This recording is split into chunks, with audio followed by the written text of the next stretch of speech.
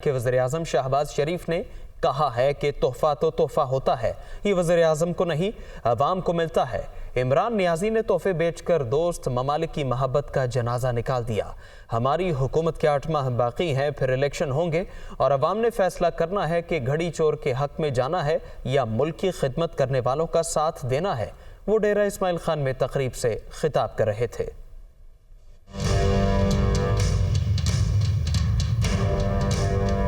جس طرح پاکستان کی عزت کو عمران نیازی نے خاک میں ملایا، خانہ کعبہ کے ماڈل کی جو گھڑی تھی، اب بتائیے تحفہ تو تحفہ ہوتا ہے، اور وہ تحفہ اگر وزیر اعظم پاکستان کو ملتا ہے تو وہ وزیر اعظم کو نہیں، وہ 22 کروڑ عوام کو ملتا ہے۔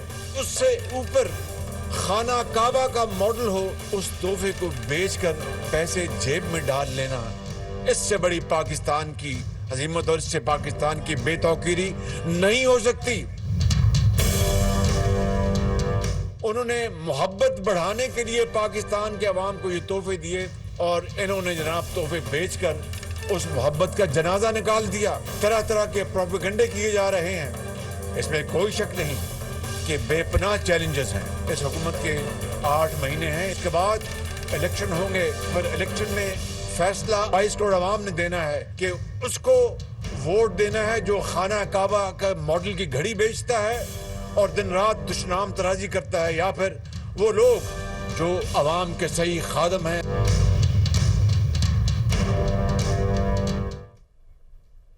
وزیر دفاع خواجہ آصف نے کہا ہے کہ عام انتخابات مقررہ وقت پر ہی کرائیں گے، کسی سے بلیک میل نہیں ہوں گے۔ پی ٹی آئی کے مستعفی ارکان پر سرکاری خزانے سے 50 کروڑ روپے ماہانہ خرچ ہو رہے ہیں، ان کے استعفے قبول کر کے انہیں ٹرک کی بتی کے پیچھے لگا دیا جائے۔ جیسا لیڈر ہے ویسے ہی اس کے پیروکار ہیں۔ عمران خان کی وفاداری صرف اقتدار اور دولت کے ساتھ ہے۔ خواجہ آصف خواجہ رفیق کی برسی کے موقع پر تقریب سے خطاب کر رہے تھے۔ اس وقت جو مستعفی ممبران ہیں پی ٹی آئی کے 50 کروڑ روپے مہینہ جو ہے وہ گورنمنٹ سے لے رہے ہیں۔ سرکاری رہائشیں، سرکاری فیسلٹیز، ہر قسم کا جو ہے وہ پاکستان کی عوام سے جیب سے نکال رہے ہیں۔ لیڈر بھی جیب کترا، فالوورز بھی جیب کترے۔ انہوں نے استعفے منظور کرو کہ انہوں نے جڑا ہے ٹرک دی بتی مگر لائی رکھو۔ یہ شخص جو ہے کوئی کام بھی جو ہے کسی اور اپنے مال پہ نہیں کرتا، سارا کام جو ہے لوگوں کے مال پہ کرتا ہے۔ جس شخص نے اس کو کھلایا ہے، جس ہاتھ نے اس کو کھلایا، اس ہاتھ کو اس نے کاٹا ہے۔ اس شخص کی وفاداری دولت کے ساتھ اور اقتدار کی ہوس کے ساتھ ہے، اس کے علاوہ کسی کے ساتھ نہیں۔ صدر مملکت عارف الوی کا کہنا ہے کہ آڈیو ویڈیو لیک معاملے پر نئے آرمی چیف سے بات ہوئی ہے۔ معیشت کی بحالی بنیادی مقصد ہونا چاہیے۔ 25 مئی کو عمران خان لانگ مارچ کی کال نہ دیتے تو انتخابات کا اعلان ہو جاتا۔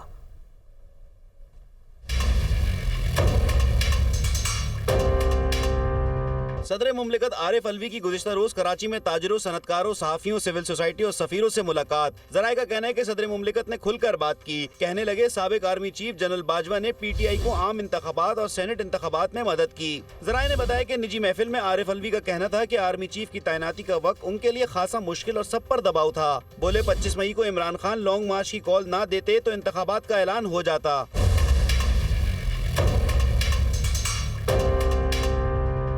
ذرائع نے بتایا کہ تاجروں نے صدر مملکت سے عمران خان کو سمجھانے کی درخواست کی۔ کہا آئی ایم ایف سے مذاکرات پاکستان کے لیے بہت ضروری ہیں، اگر حکومت گئی تو مذاکرات نہیں ہو سکیں گے۔ عارف الوی نے کہا کہ معیشت میں اصلاحات اور اس کی بحالی بنیادی مقصد ہونا چاہیے۔ کہا معاف کر کے بھول جاؤ کی پالیسی اختیار کرنے کے لیے تیار ہے۔ عمران کو پریشان نہیں ہونا چاہیے کہ الیکشن اکتوبر میں ہوں گے یا نہیں۔ ذرائع کا مزید کہنا تھا کہ صدر عارف الوی کا کہنا تھا کہ وزیر خارجہ بلاول بھٹو نے بھارت کو اچھا جواب دیا۔ آڈیو ویڈیو معاملے پر نئے آرمی چیف سے بات ہوئی ہے۔ مسلح افواج کی غیر جانبداریت پر بھی بات کی۔ ذرائع کے مطابق ان کا مزید کہنا تھا کہ عمران خان اور جنرل باجوہ میں تعلقات کب خراب ہوئے وہ اس کا جواب تلاش کر رہے ہیں۔ صدر عارف الوی نے کہا ہے کہ سابق آرمی چیف اور ان کی ٹیم کی جانب سے سینٹ میں اور الیکشن کے دوران تحریک انصاف کی مبینہ مدد کے حوالے سے بیان ان سے غلط منسوب کیا گیا ہے۔ اس بارے آپ کو بتائیں تو ایوان صدر نے صدر عارف الوی سے متعلق بیان پر وضاحت جاری کی ہے۔ ٹویٹر پر جاری بیان میں کہا گیا ہے کہ صدر مملکت نے جنرل ریٹائرڈ قمر جاوید باجوہ اور ان کی ٹیم کی جانب سے سینٹ میں اور الیکشن کے دوران پاکستان تحریک انصاف کی مبینہ مدد کے حوالے سے ان سے غلط طور پر منسوب بیان کا نوٹس لیا ہے۔ ان کے بیان کو سیاق و سباق سے ہٹ کر بیان کیا گیا، یہ من گھڑت اور خود ساختہ ہے۔ پنجاب اسمبلی میں اعتماد کے ووٹ کی حکمت عملی طے کرنے کے لیے تحریک انصاف اور قاف لیگ کی پارلیمانی پارٹی کا اجلاس 2 جنوری کو طلب کیا گیا ہے۔ اجلاس میں اراکین پنجاب اسمبلی کے نمبرز پورے کیے جائیں گے۔ عمران خان کہتے ہیں کہ صورتحال کا قریب سے جائزہ لے رہے ہیں، قوم کو کسی بڑے حادثے سے دوچار کرنے کی کوششوں کی بھرپور مزاحمت کریں گے۔ لیاقت علی کی رپورٹ دیکھیے۔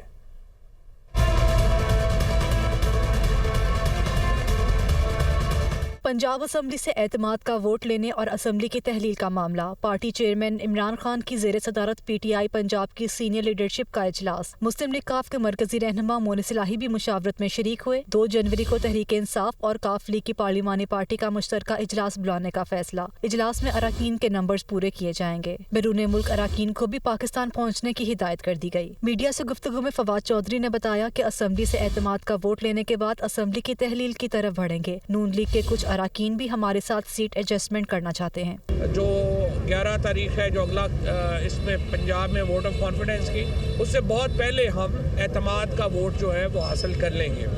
اس کے ساتھ ساتھ اس وقت نون لیگ کی کچھ جو ایم پی ایز ہیں جو کہ ہمارے ساتھ ایڈجسٹمنٹ کرنا چاہتے ہیں، سیٹ ایڈجسٹمنٹ پہ آنا چاہتے ہیں۔ تحریک انصاف کے مرکزی سیکرٹری اطلاعات فرق حبیب نے کہا کہ پی ڈی ایم والے الیکشن کی طرف جانے سے ڈر رہے ہیں۔ 88% بزنس مین آج کہہ رہا ہے ملک صحیح سمت میں نہیں جا رہا۔ 75% لوگ سرویز کے مطابق کہہ رہے ہیں کہ فوری انتخابات کروائے جائیں، لیکن انتخابات نہیں کروانے۔ انتخابات عوام میں جانے سے ڈرتے ہیں، راہ فرار اختیار کر رہے ہیں۔ اس کی وجہ یہ ہے کہ کارکردگی کوئی نہیں ہے۔ عمران خان کی زیر صدارت پارٹی کا ایک اور اجلاس بھی ہوا جس میں استعفوں کی اسپیکر قومی اسمبلی سے منظوری کی حکمت عملی پر غور کیا گیا۔ تحریک انصاف کے اراکین کی جانب سے اسپیکر کے روبرو پیش ہو کر تصدیق کے اعلان کے بعد اسپیکر کی بیرون ملک روانگی کی شدید مذمت کی گئی۔ پاکستان تحریک انصاف اور مسلم لیگ کاف گجرانوالہ اور گجرات ڈویژن میں قومی اور صوبائی اسمبلی کی نشستوں پر مل کر الیکشن لڑیں گی۔ پی ٹی آئی دونوں ڈویژن میں قومی اسمبلی کی 5 نشستوں پر کاف لیگ کے خلاف امیدوار نہیں دے گی۔ صوبائی اسمبلی کی 10 سے زائد نشستوں پر بھی ایڈجسٹمنٹ کا امکان ہے۔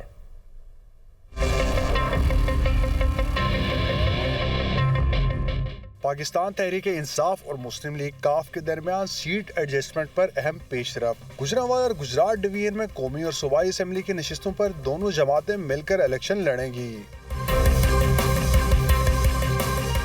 پاکستان تحریک انصاف گجرانوالہ اور گجرات ڈویژن میں قومی اسمبلی کی 5 نشستوں پر کاف لیگ کے خلاف امیدوار نہیں دے گی۔ دونوں ڈویژنز میں صوبائی اسمبلی کی 10 سے زائد نشستوں پر ایڈجسٹمنٹ کا امکان ہے۔ ذرائع کے مطابق مسلم لیگ کاف گجرات، منڈی بہاؤالدین، سیالکوٹ، حفصہ آباد، چکوال اور بہاولپور میں نشستوں کی خواہش مند ہے، لیکن تحریک انصاف کا کہنا ہے کہ کاف لیگ کو وہ حلقے دیے جائیں گے جن میں ہمارے پاس جیتنے والے امیدوار موجود نہیں۔ کاف لیگ ساہیوال، اوکاڑا اور نارووال میں ٹکٹ الیکٹیبلز کو دے تو بات ہو سکتی ہے۔ ذرائع کا کہنا ہے کہ سیٹ ایڈجسٹمنٹ کے حوالے سے کاف لیگ کے ساتھ پی ٹی آئی کمیٹی کی بات چیت جاری ہے، جبکہ مزید نشستوں کے حوالے سے حتمی منظوری چیئرمین عمران خان دیں گے۔ واضح رہے کہ کاف لیگ آئندہ عام انتخابات میں تحریک انصاف کے ساتھ قومی اسمبلی کی 15 جبکہ صوبائی اسمبلی کی 30 نشستوں پر سیٹ ایڈجسٹمنٹ چاہتی ہے۔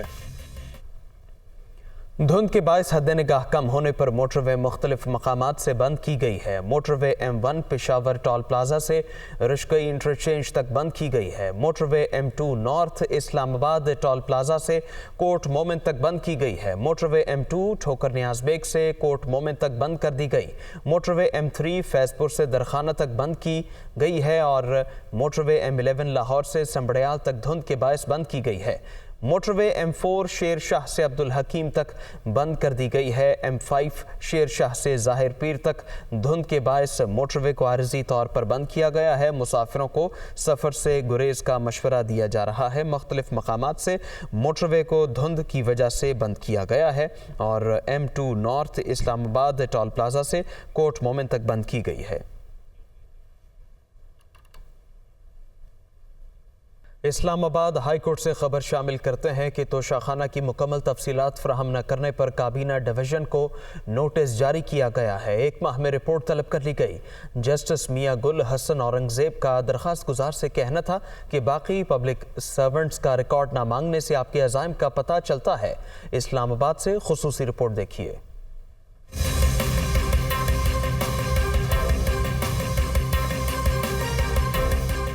کس سربراہ مملکت اور وزرائے اعظم نے توشہ خانہ سے کیا لیا، تفصیلات سامنے نہ آ سکیں۔ اسلام آباد ہائی کورٹ کا کابینہ ڈویژن کو نوٹس، 1 ماہ میں تفصیلات جمع کرانے کا حکم۔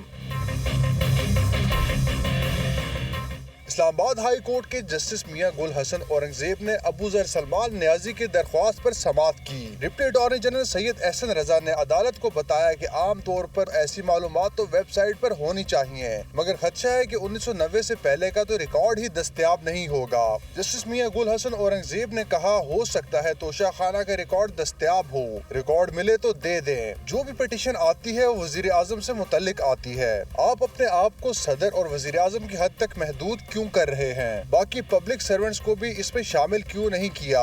عدالت نے سماعت 1 ماہ کے لیے ملتوی کر دی۔ سابق صدر آصف علی زرداری، یوسف رضا گیلانی اور نواز شریف کے خلاف توشہ خانہ ریفرنس نیب کو واپس بھجوانے کا تفصیلی فیصلہ جاری کر دیا گیا ہے۔ توشہ خانہ ریفرنس نیب کو واپس بھجوانے کا تفصیلی فیصلہ جج محمد بشیر نے سنایا، جس کے مطابق نیب آرڈیننس کے تحت 500 ملین سے کم مالیت کے مقدمات پر احتساب عدالت کا دائرہ اختیار نہیں بنتا۔ استغاثہ کی جانب سے بتایا گیا کہ توشہ خانہ ریفرنس 118.52 ملین روپے کی کرپشن کا ریفرنس ہے۔ سیکشن 5(او) کے تحت صرف 500 ملین روپے یا اس سے زائد کے مقدمات ہی احتساب عدالت کے دائرے اختیار میں آتے ہیں۔ صحافی ارشد شریف قتل کیس کی تحقیقات کی اسپیشل GIT کا 10واں اجلاس ہوا۔ 3 گواہوں کے بیانات قلم بند کیے گئے۔ ترجمان اسلام آباد پولیس کے مطابق اسپیشل GIT کے اجلاس میں عمر گل آفریدی، حسن ایوب اور ذوالقرنین حیدر کے بیانات قلم بند کیے گئے۔ اسپیشل GIT نے آئندہ اجلاس میں مزید گواہوں کو شہادتیں قلم بند کرنے کے لیے طلب کر لیا۔ اسپیشل GIT کا اگلا اجلاس آج ہوگا۔